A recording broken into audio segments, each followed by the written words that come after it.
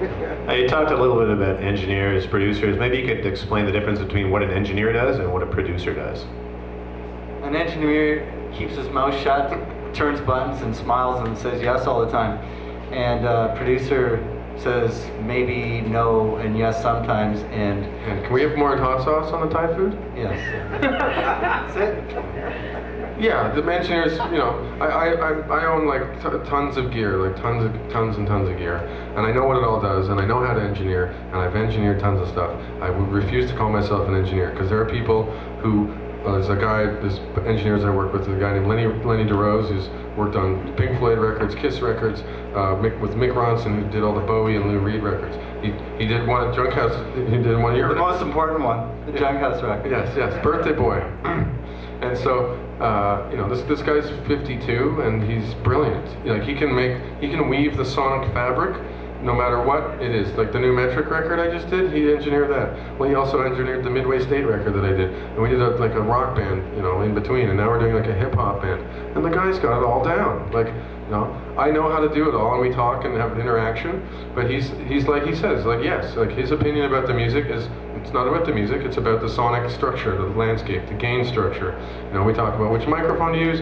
You know, I trust him a lot, and you know, he does a fantastic job. It would come out differently if I did it myself, and you know, it would come out worse. You know, the musical decisions would be there, but the sonic stuff, I need him. Dan, on the other hand, is an accomplished engineer. But I don't engineer either. So there you go. Well, there's my friend Garth Richardson, who's done like Rage Against the Machine and Chili Peppers and Chevelle and all these things.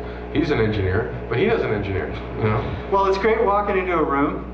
The engineer's like the general practitioner. He's the GP, sort of figures it all out. And you walk in as a specialist and go, yeah, give me that. Yeah, that's good. The arrangement's cool. Scalpel, and then walk out and go, see you later. Morphine. I'll be back in a half hour. I'm going to have something. What do you have? I don't know. It depends on the moment. So, who's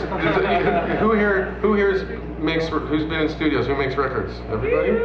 Yeah? Who wants to make records and doesn't really spend any time there?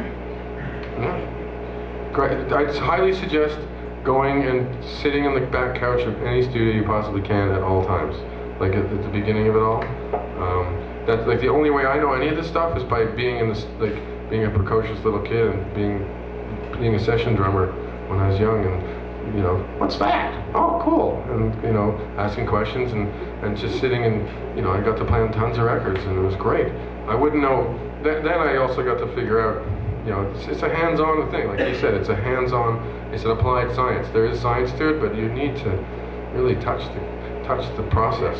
Because you know, like there's a school of metalworks in Toronto, and there's these kids that come out and hey, let me show you my records. It's like, no, I'll take a black coffee, I'll take a double, and if you get that right, maybe I'll let you talk some more. You know, because if you talk some more and you tell a few good jokes, yeah, maybe you can wrap some cables. And if you wrap some cables pretty good, well, maybe I'll let you sit next to the console and watch what's going on. And if you can do that pretty good, then maybe you can ask me a question about when I turn that knob. And the reason is, it's my life and my family and the people that I've taken on the responsibility of their lives.